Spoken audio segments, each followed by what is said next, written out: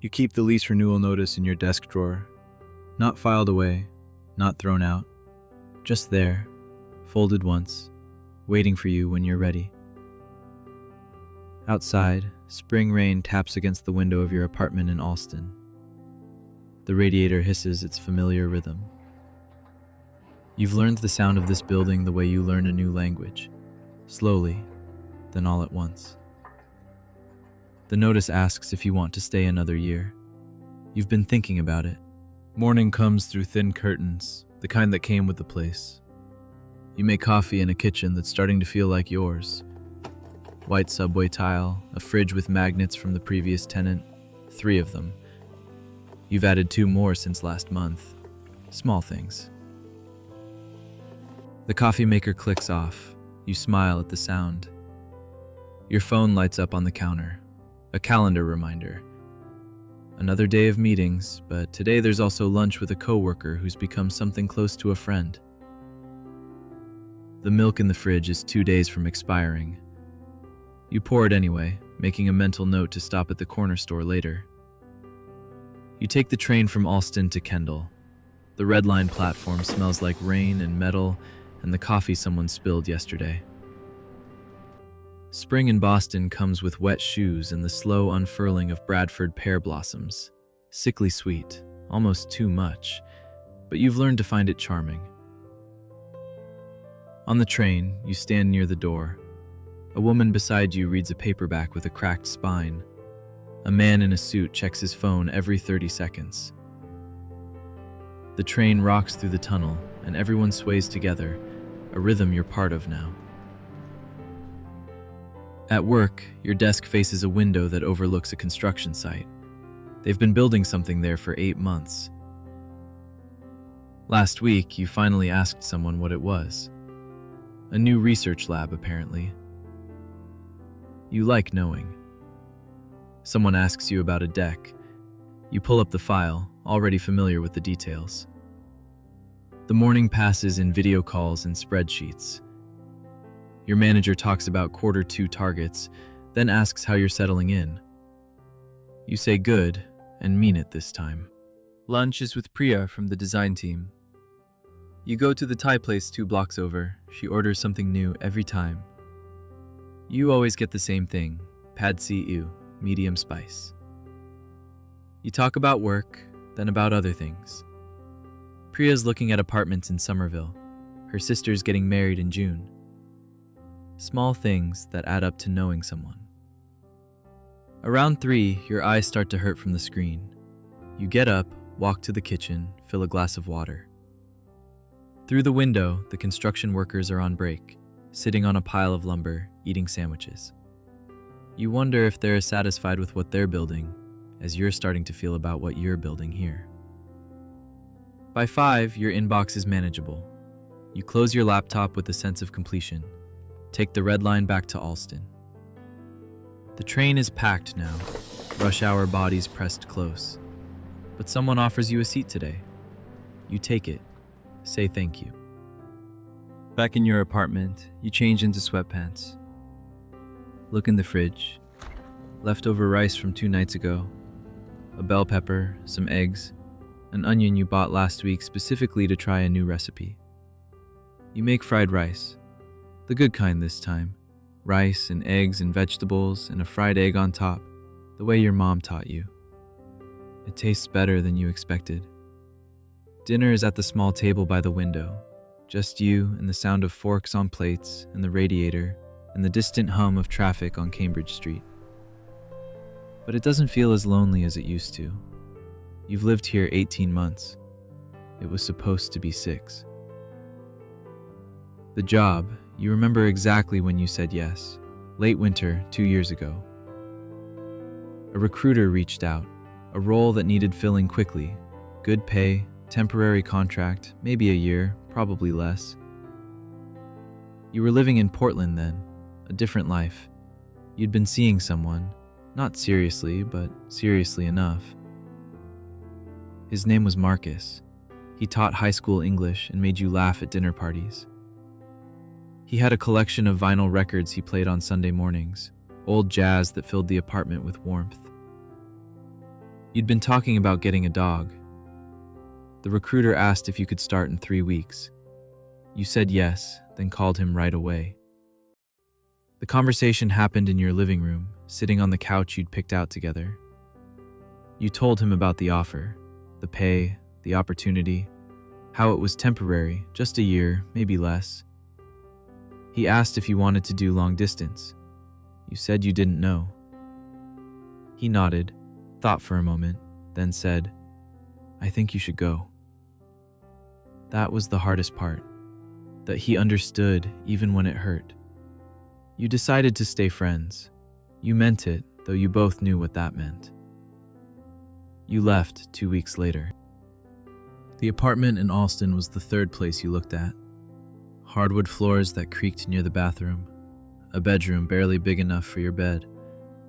But it had good light in the morning, and the landlord seemed kind when you mentioned it was temporary. Temporary, you thought. Just until the contract ends. You unpacked half your boxes. The rest stayed in the closet, taped shut, your handwriting on the side. Books, winter clothes, kitchen misc. Last month, you finally opened them.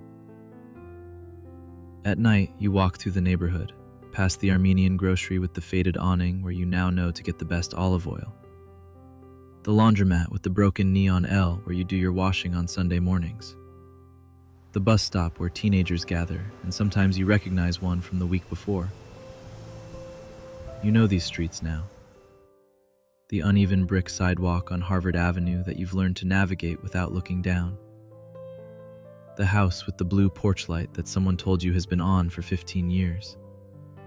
The corner store where the owner started asking about your week. You've started learning your neighbors' names. The woman upstairs is Maria. The couple across the hall are Joao and Teresa. You nod in the stairwell now, sometimes stop to talk about the weather or the building's broken mailbox. Small connections. On Fridays, you FaceTime your mom. The connection is usually better now that you've figured out the Wi-Fi settings. She asks when you're coming home for a visit, and you say, next month, Memorial Day weekend. You've already booked the ticket. You haven't been back to Portland in 7 months, but that's changing. Marcus texts sometimes. Not often, but when he does, it's friendly. Real. How's Boston treating you?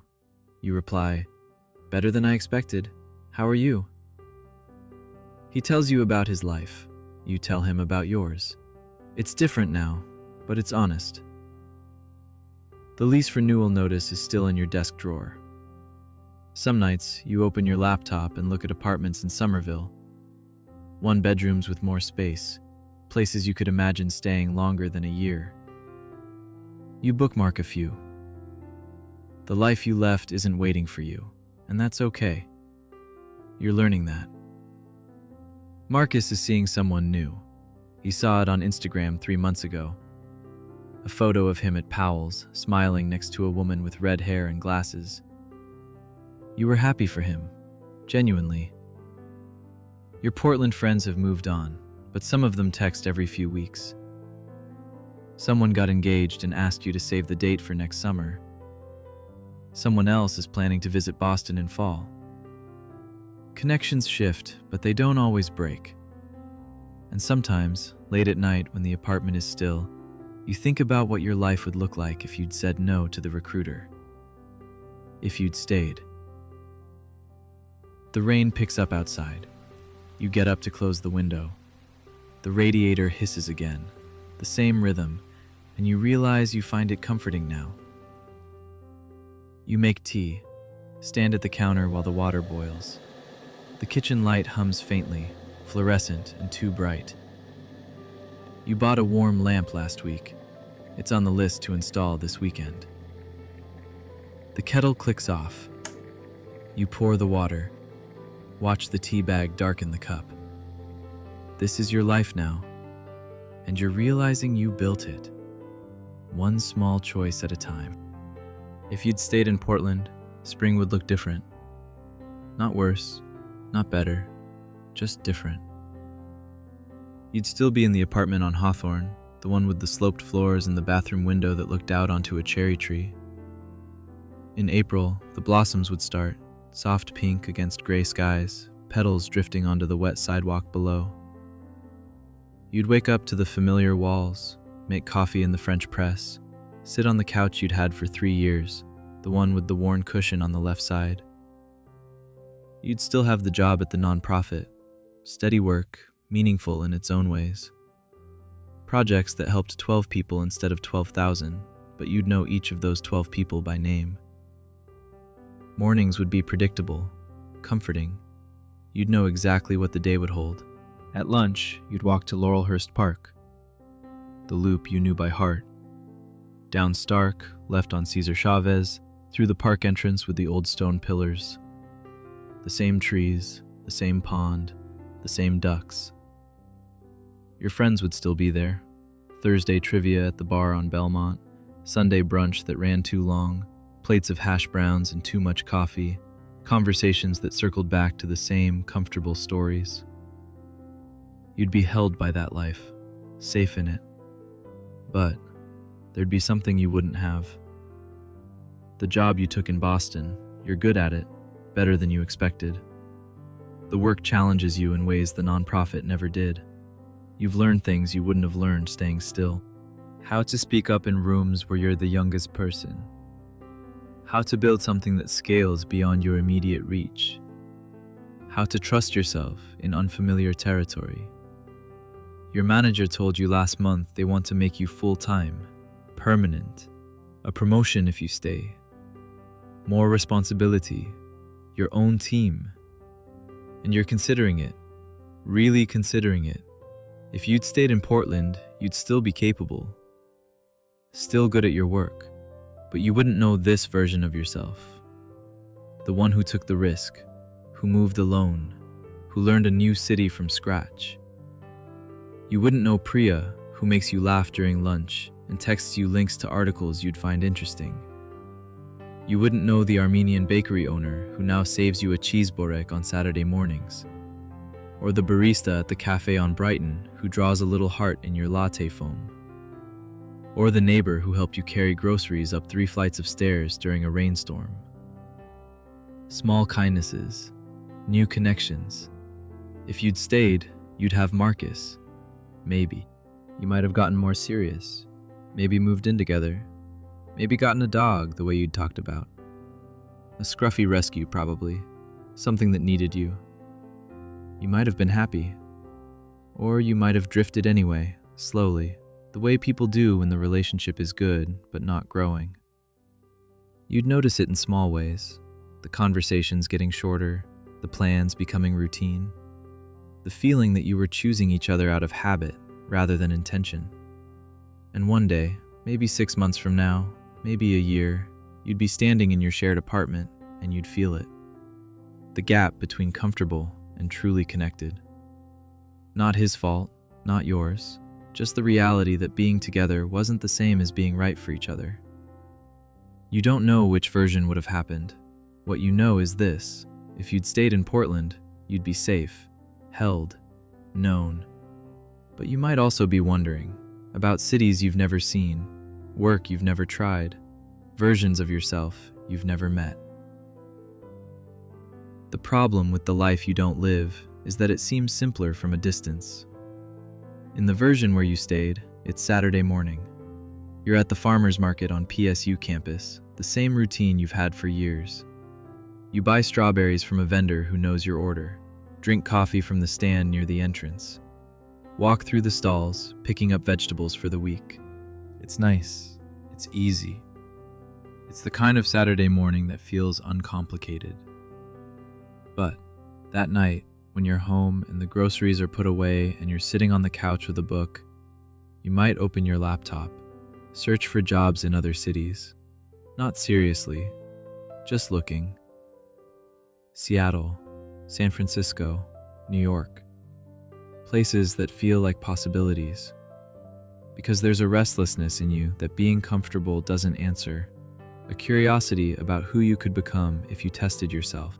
And maybe, in a moment you won't admit out loud, you'd think about Boston. A city you've never been to, a job you turned down, an apartment you'll never see. and you'd wonder, that version of you, the one still in Portland searching for jobs in other cities late at night, she's real too, in her way. She's sitting on a familiar couch right now, in an apartment she's lived in for years. And she's wondering what else is out there. What you know from here in Boston is that the life isn't easier. There are nights when you come home to an empty apartment and feel the weight of being alone. When the radiator hisses and no one's there to complain about it with you. When you scroll through your phone and feel untethered from the life you used to have.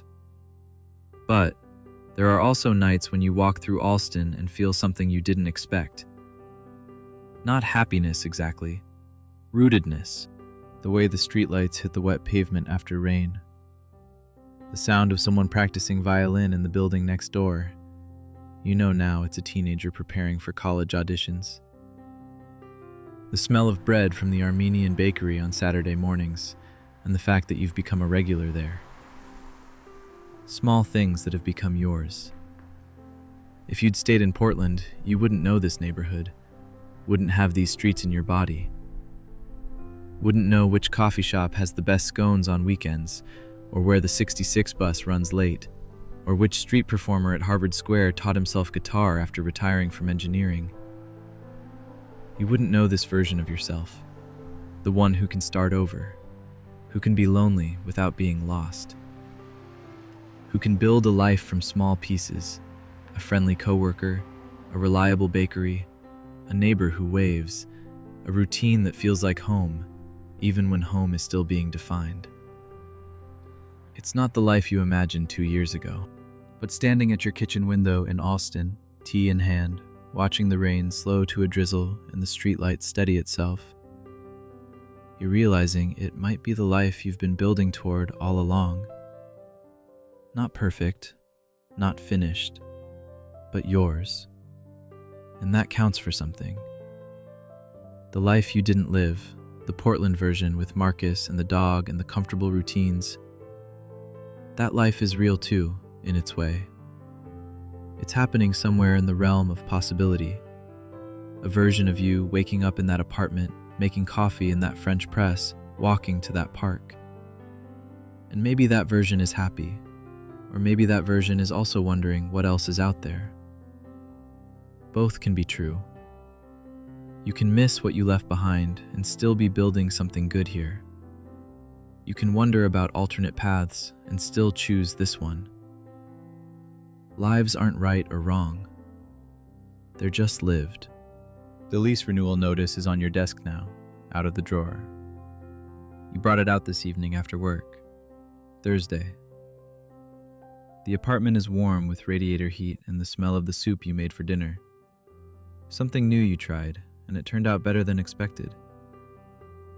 You unfold the paper. The creases have softened from being folded and unfolded these past few weeks. The deadline is in 4 days. You make tea, Earl Grey, the good kind you splurged on last week. Stand at the counter while the water boils. The new lamp you installed over the weekend casts a warmer light than the old fluorescent. Small improvements. The kettle clicks off. You pour the water. Watch the tea steep, the water turning amber. Your phone buzzes on the counter. A text from your mom. Can't wait to see you next month. Dad's planning to make your favorite. You smile, type back. Tell him I'll bring dessert. Another text comes through. Priya. Coffee tomorrow before work? Found a new place. You reply, yes, 8:30? You take your tea to the small table by the window, sit down. Outside, the streetlight flickers once, then holds steady. The rain has stopped, leaving the pavement slick and reflective. You open your laptop, look at the apartments you bookmarked in Somerville. 1-bedrooms with better light, places with parking, a dishwasher, maybe even a small balcony. You save 2 more to your favorites, then you open your work email. A message from your manager about the full-time offer. The team is excited about the possibility of you staying. Let me know your thoughts when you're ready. You read it. Think about what staying would mean. Your own team, projects you'd lead from start to finish, roots going deeper into this city, this work, this version of yourself. Then you think about what staying already means. The walks through Allston, where you now recognize faces. The Armenian bakery, where your Saturday morning cheese bordek is waiting. The neighbor who asks about your week. The coworker who's become a friend. The way this apartment has slowly transformed from someone else's space into yours. The magnets you've added to the fridge. The lamp you installed. The bookshelf you assembled last month, now full of books you've been meaning to read. The lease renewal notice sits beside your laptop. You pick up the pen, black ink, the one from your desk drawer. Outside, the streetlight stays steady. The radiator hisses its familiar rhythm, the sound that used to annoy you, then became background, and now feels like a kind of company. You look at the signature line. Think about Marcus and the life he didn't continue building together. Hope he's happy with the red-haired woman from Powell's. Maybe they have a dog now. Maybe they're planning a future that fits them better than you and Marcus would have fit. You think about your friends in Portland, scattered now into their own lives, but still connected by text chains and saved dates and plans to visit. You think about this apartment, this city, this job that challenged you into becoming someone you didn't know you could be. And you think about the version of yourself who stayed in Portland, who might be sitting in a different apartment right now, looking at a different window, wondering about a different choice. That version is real too. But this version, the one sitting here in Allston with tea and a pen and a decision to make, this is the version that's happening. This is the life being lived. You pick up the pen. The signature line is blank, waiting. The apartment is warm. The rain has stopped. The street light holds steady outside, casting a gentle glow on the wet street below. You haven't decided yet, but the pen feels ready in your hand. And the life you're building, small routines and new friendships and streets you know by heart now, is here, real, unfolding around you. The radiator hisses once more. You don't mind it anymore. In fact, you're realizing you'd miss it if it stopped.